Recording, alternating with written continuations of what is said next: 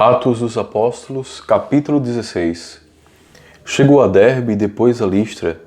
Havia ali um discípulo chamado Timóteo, filho de uma judia cristã, mas de pai grego, que gozava de ótima reputação junto aos irmãos de Listra e de Icônio. Paulo quis que ele fosse em sua companhia. Ao tomá-lo consigo, circuncidou por causa dos judeus daqueles lugares, pois todos sabiam que o seu pai era grego. Nas cidades pelas quais passavam, ensinavam que observassem as decisões que haviam sido tomadas pelos apóstolos e anciãos em Jerusalém. Assim as igrejas eram confirmadas na fé e cresciam em número dia a dia. Atravessando em seguida a Frígia, província da Galácia, foram impedidos pelo Espírito Santo de anunciar a palavra de Deus na província da Ásia. Ao chegar aos confins da Mísia, tensionavam seguir para a Bitínia, mas o Espírito de Jesus não o permitiu. Depois de haverem atravessado rapidamente a Mísia, desceram a Troade. De noite, Paulo teve uma visão. Um macedônio em pé diante dele lhe rogava: "Passa a Macedônia e vem em nosso auxílio." Assim que teve essa visão, procuramos partir para a Macedônia, certos de que Deus nos chamava a pregar-lhes o Evangelho. Embarcados em Troade, fomos diretamente a Samotracia e no outro dia a Neápolis e dali a Filipos, que é a cidade principal daquele distrito da Macedônia, uma colônia romana.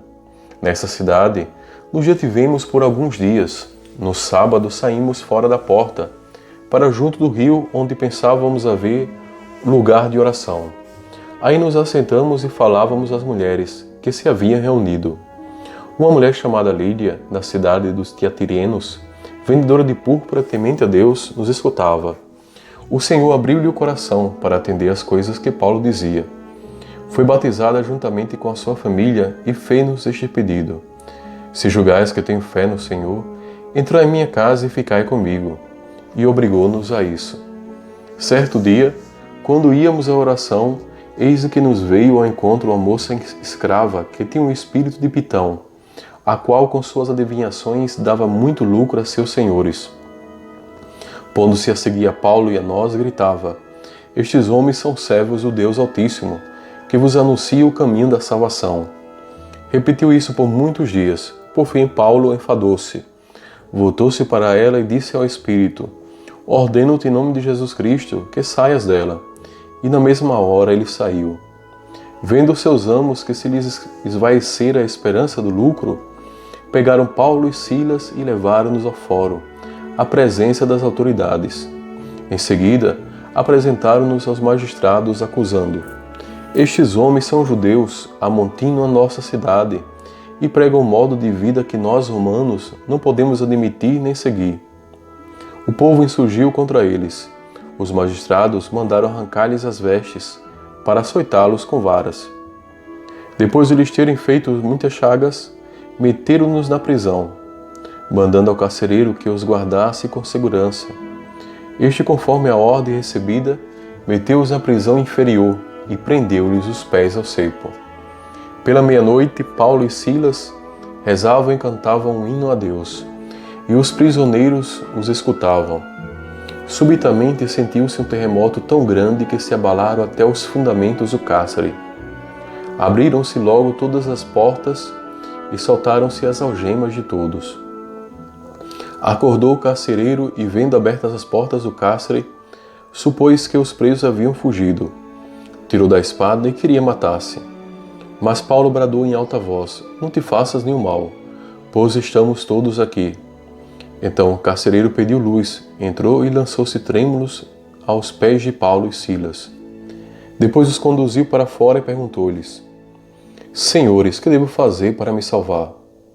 Disseram-lhe: "Crê no Senhor Jesus e serás salvo tu e tua família." Anunciaram-lhe a palavra de Deus, a ele e a todos os que estavam em sua casa. Então, naquela mesma hora da noite, ele cuidou deles e lavou-lhes as chagas.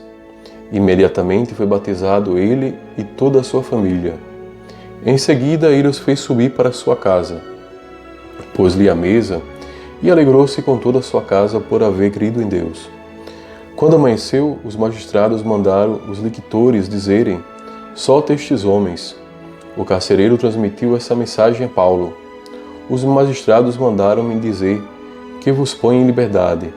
Sai, pois, ide em paz. Mas Paulo replicou: sem nenhum julgamento nos açoitaram publicamente, a nós que somos cidadãos romanos, e meteram-nos no cárcere, e agora nos lançam fora ocultamente?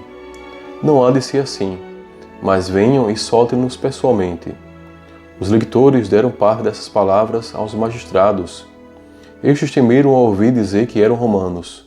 Foram e lhes falaram brandamente. Pedindo desculpas, rogavam-lhes que se retirassem da cidade. Saindo do cárcere, entraram em casa de Lídia, onde reviram e consolaram os irmãos. Depois partiram.